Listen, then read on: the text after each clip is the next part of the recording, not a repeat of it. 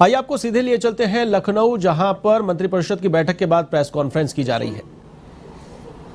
तोरिया सरसों की ही प्रजाति का होता है, तिलहन का, उसकी मिनी किट का निःशुल्क वितरण करने का निर्णय किया है।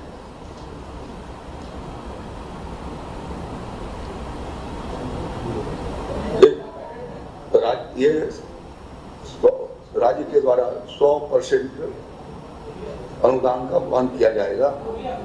तोरिया, हाँ, तोरिया होती है सरसों की बीज होती है, मैरून कलर की छोटी छोटी उसकी दाने होती हैं।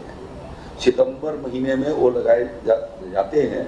तो जहाँ पर जिन लगभग 2 लाख हेक्टेयर के करीब में आच्छादन इस वर्ष नहीं हो पाया, खेत खाली है, या जहाँ पर फसल खराब हो गई है, उनके किसानों को 1 एकड़ तक की जमीन में निःशुल्क जो है वो इसको लगाए जाने के लिए यह उपलब्ध करा दिया जाएगा। 4000 क्विंटल तोरिया के बीज इसके भीतर लगेंगे और 4,57,60,000 रुपए इस पर खर्च आएंगे। इस खर्च का पूरा वहन राज्य सरकार के द्वारा किया जाएगा। प्राथमिकता के आधार पर इसको हम जिन जनपदों के भीतर आच्छादन नहीं हो सका है वहां पर, या जहां पर कम वर्षा हुई है, 60% से नीचे है और खेत उनके नुकसान हुए, इनको प्राथमिकता दिया जाएगा। पीएम किसान सम्मान निधि के भीतर जिन किसान भाइयों का पंजीकरण है और आधार कार्ड लगे हुए हैं, ऐसे किसानों को उसके भीतर पहले पाओ के सिद्धांत पर उनका वितरण किया जाएगा। इसके ब्लॉक स्तर पर जनप्रतिनिधियों की उपस्थिति में, इसके भीतर ग्राम प्रधान, हमारे विधायकगण या सांसदगण की उपस्थिति में इसका वितरण किया जाएगा।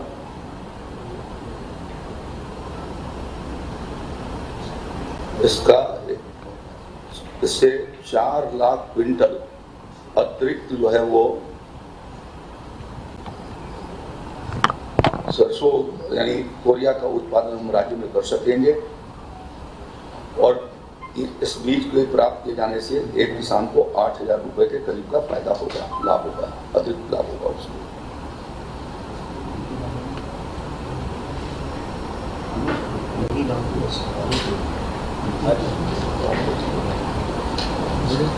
दो मुख्य बिंदु बताए हैं। 2100 नए ट्यूबवेल लगेंगे पूरे प्रदेश में 840 करोड़ की लागत से, और तोरिया का बीज जो है वो निःशुल्क। जी सर।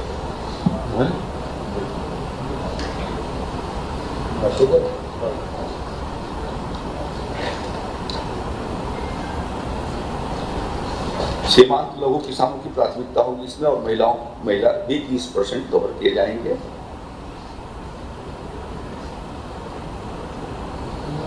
आज की इस प्रेस वार्ता में हम आप सबका स्वागत करते हैं।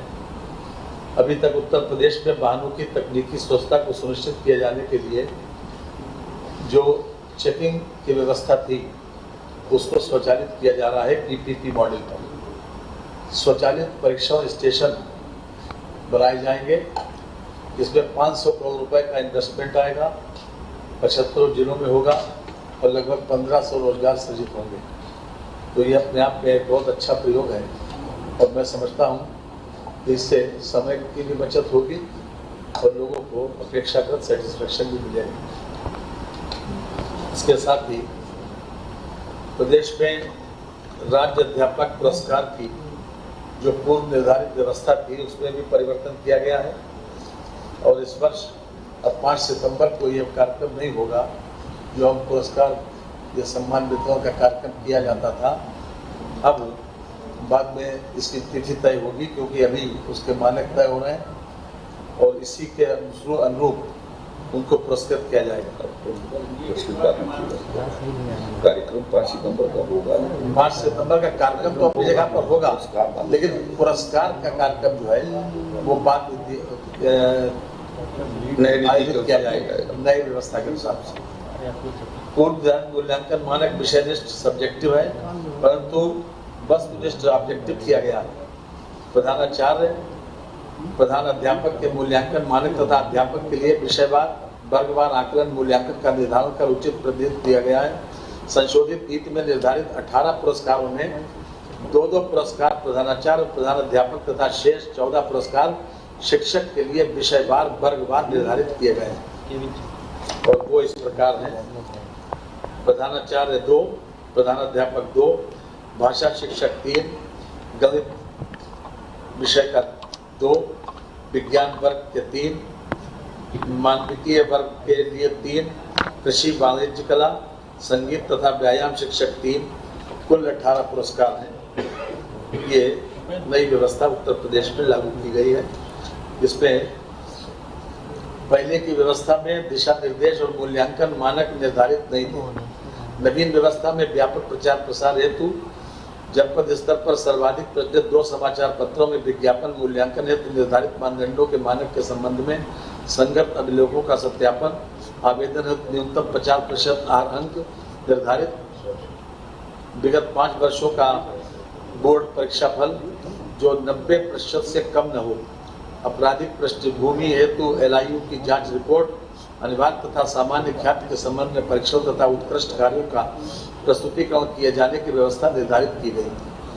ये एक बहुत अच्छा प्रयोग है। इसमें लोग प्रेरित भी होंगे और वास्तव में जो शिक्षक सही मायने में परिणाम दे सकेंगे, जिनकी ख्याति अच्छी होगी, जिनका ट्रैक रिकॉर्ड अच्छा होगा और जो अच्छे तरीके से शिक्षण कार्य में लगे, उन्हीं लोगों को इस बार पुरस्कृत किया जाएगा। बाकी लोग भी इनसे प्रेरणा ले सकेंगे। ये भी अपने आप में बदलाव की दृष्टि से मैं समझता हूँ कि बहुत अच्छा बदलाव है। जी, माध्यमिक राजकीय मेडिकल कॉलेजों, स्वशासी राज्य चिकित्सा महाविद्यालयों में पराय स्नातक व सुपर स्पेशलिटी अस्पताल विंग में सपोर्टिंग डिपार्टमेंट तथा चिकित्सा विश्वविद्यालय व सुपर स्पेशलिटी संस्थानों में स्नातक, पराय स्नातक तथा सुपर स्पेशलिटी पाठ्यक्रमों के दृष्टिगत MCI, NMC मानकों की पूर्ति एवं संबद्ध चिकित्सालयों के सुगम संचालन के लिए न्यूनतम आवश्यक मानव संसाधन के पदों के सृजन हेतु मानदंड निर्धारित किया गया है। आज वर्तमान में इसको कैबिनेट ने मंजूरी दे दी। 10,000 पदों का सृजन होगा इसमें, विशेष रूप से सुपर स्पेशलिटी अस्पताल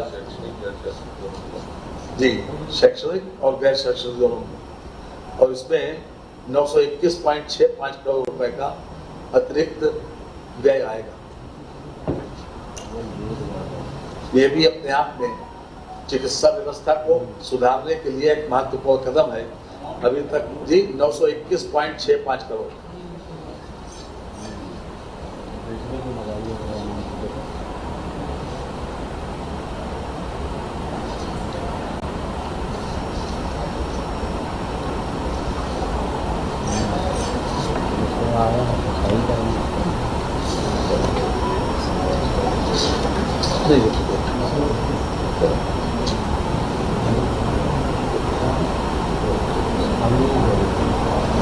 कृषि वाला भी हो गया, अवश्य वाला, अवश्य बीज वाला भी हो गया। ठीक, थैंक यू। बाकी